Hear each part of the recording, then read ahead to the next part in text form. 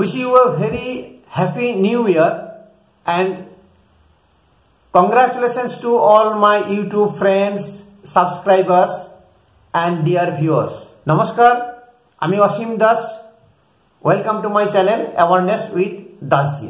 ওষুধের ভেজাল আপনি দেখে থাকবেন যে আপনার পাড়াতে যে কোনো জায়গাতে গ্রামগঞ্জে যত ওষুধের দোকান আছে এখন রমরমিয়ে সব কম্পিটিশন শুরু করে দিয়েছে কে কত পার্সেন্টেজ ওষুধে ছাড় দিচ্ছে। কেউ 25 থেকে 30%, কেউ 25 থেকে 50% পর্যন্ত ওষুধের ছাড়। তো আমরা হঠাৎ করে কিন্তু এই 1-2 বছর বা 3 বছর হলো এই জিনিসটা শুরু হয়েছে, এর আগে কিন্তু এই জিনিসটা ছিল না। এই যে ওষুধের এত রমরমা, আমরা ভাবছি খুব সস্তায় ওষুধ পেয়ে যাচ্ছি। আজকে বলুন কার বাড়িতে যে মিনিমাম একটা অ্যান্টাসিড গ্যাসের ট্যাবলেট থাকে না, থাকবে। আজকে মাথা ধরা থেকে পেটের রোগ, পেটে ব্যথা, শরীরে ব্যথা, জ্বর, জ্বালা, মিনিমাম একটা ক্রসিন বা একটা পেন কিলার আর অ্যান্টাসিড গ্যাসের ট্যাবলেট অবশ্যই থাকবে। একদম খুব সাধারণ ব্যাপার। এবার যে বাড়িতে পেশেন্ট আছে, ধরুন sugar patient, high BP patient, cancer patient, এরকম নানান ধরনের হার্টের পেশেন্ট, নানান ধরনের যে পেশেন্ট আছে, সেই পেশেন্টের জন্য সেই ফ্যামিলি প্রতিনিয়ত ওষুধ কিনছে এবং সেই ওষুধ কিনতে সর্বশান্ত হয়ে যাচ্ছে কোনো ফ্যামিলি। ডাক্তার দেখাতে, হসপিটালে যেতে, মানে এক কথায় মেডিকেল যে এক্সপেন্স সেটা কিন্তু দিনের দিন বেড়ে যাচ্ছে। এরই মধ্যে বেশ কিছু ব্যবসায়ী দোকানদার বড় বড় বোর্ডে লিখে দিচ্ছে 25 থেকে 30% বা 50% পর্যন্ত আপনাকে ডিসকাউন্টে দিচ্ছে ওষুধ।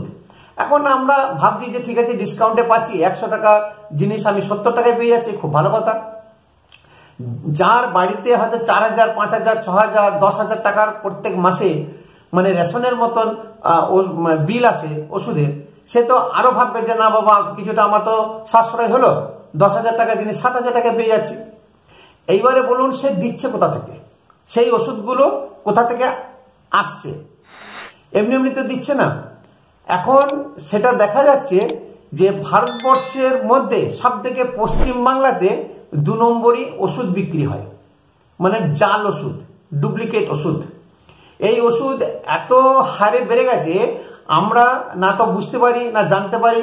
আপনি দেখুন, আপনি গ্যাস তাড়াবার জন্য অ্যান্টাসিড গ্যাসের ট্যাবলেট খাচ্ছেন, একটা খেলেন কিন্তু সেই গ্যাসের রিলিফ কিন্তু আপনি পাচ্ছেন না। আপনি ব্যথা কমাবার জন্য হয়তো ওষুধ খাচ্ছেন কিন্তু সেই ব্যথা কিন্তু কমছে না খুব ভালো, মানে হয়তো কিছু 2 ঘন্টা থাকলো আবার যেকে সেই হলো, বা সেই ব্যথাটা কমছেই না। একটা জায়গায় 3-4টে খেলেন, উল্টে একটা পেন কিলারের যে সাইড ইফেক্ট আছে সেটা ডাক্তারও বুঝিয়ে দেয়, আমরাও জানি, তার সত্ত্বেও কিন্তু আমরা খেয়ে যাই। এই যে কাজ না হওয়া, তার কারণ হচ্ছে এই ওষুধটা কি ডুপ্লিকেট ছিল, এই ওষুধটার মধ্যে কি জাল ছিল, বা অতি নিম্নমানের কোয়ালিটি, যা কোয়ালিটি চেক না হয়ে এসেছে। এইরকমই কিছু জিনিস ধরা পড়েছে, বিশেষ করে আমাদের কলকাতায় সব থেকে বেশি। CDSCO, central drug standard control organisation, এই যে শাখা আছে ভারতবর্ষে, এটি হচ্ছে মেন।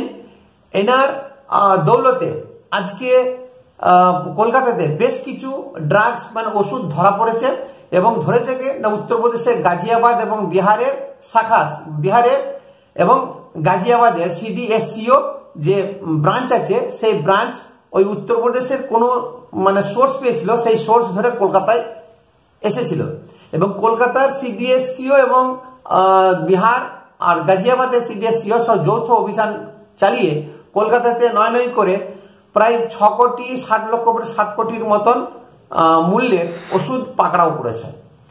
ওর মধ্যে সব থেকে দুঃখের এবং ভয়ানক জিনিস হচ্ছে সেটা বেশিরভাগই ছিল আপনার সুগারের ওষুধ, হাই বিপির ওষুধ এবং ক্যান্সারের ওষুধ। শুধু তাই না, সেই ক্যান্সারের ইনজেকশন সেই অ্যাম্পুলগুলোতে লেখা ছিল 1 লক্ষ টাকা। তাহলে এবার চিন্তা করুন, আদৌ সেটা ক্যান্সারের ওষুধ না এরকম সেলাইনে জল ভরা আছে, সেটা কিন্তু কেউ আমরা জানি না। আপনাকে কিন্তু দিয়ে দেবে, লেবেলে লেখা থাকবে যে 1 লক্ষ টাকা, 30,000 টাকা, 40,000 টাকা সেই পরিমাণ।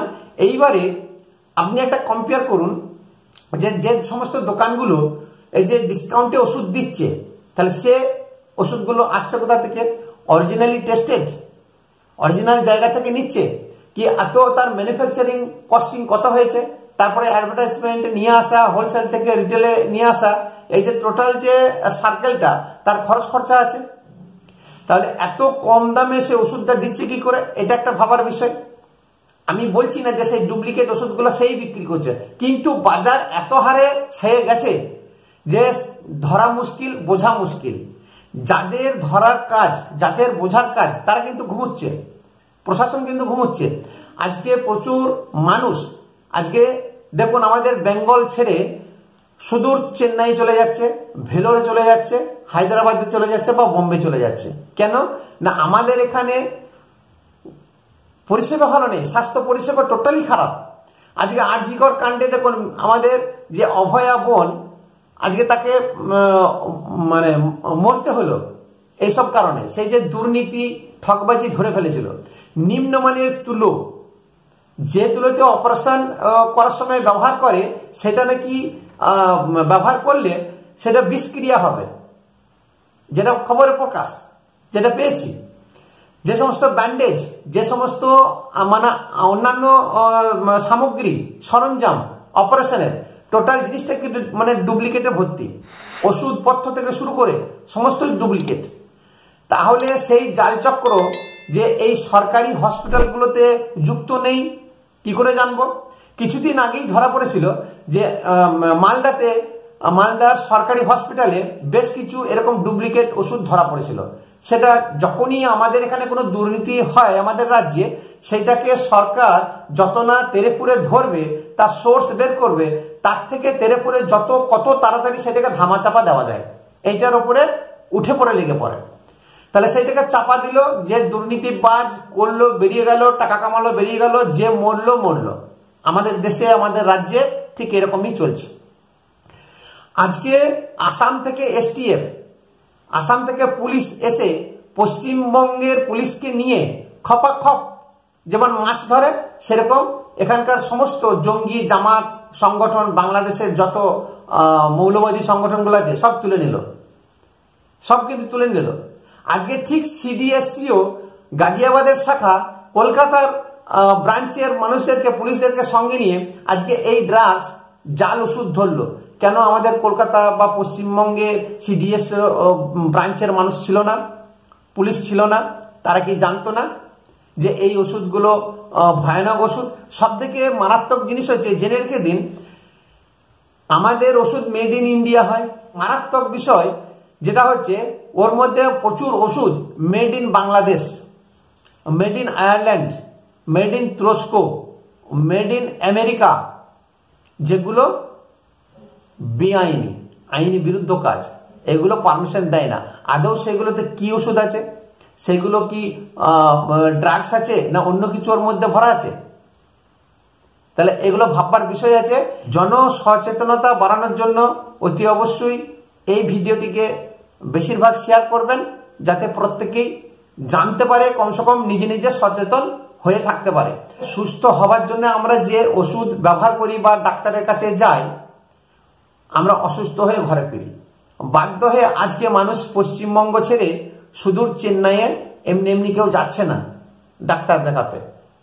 আজকে জালি ডাক্তার, যত বেসরকারি হসপিটাল আছে আপনি মিলিয়ে নেবেন, আমি বেশ কিছু হসপিটাল যেটা আমি নাম করব না, সেখানে 8 পাস 10 পাস এরকম কম্পাউন্ডার ট্রিটমেন্ট করে, ডাক্তারি করে।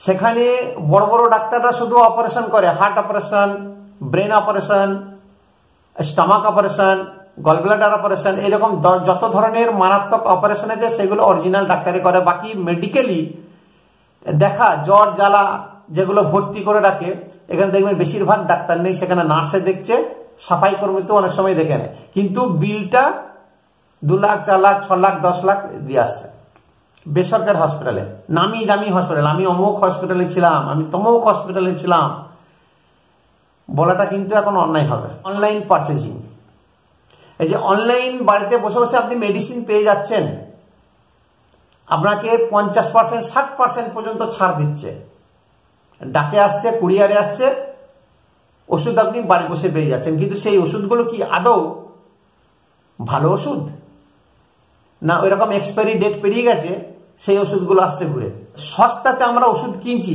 আদৌ কি তাহলে আমরা ওই এক্সপায়ারিওয়ালা ট্যাবলেট গুলো, ইঞ্জেকশন গুলো কিনছি?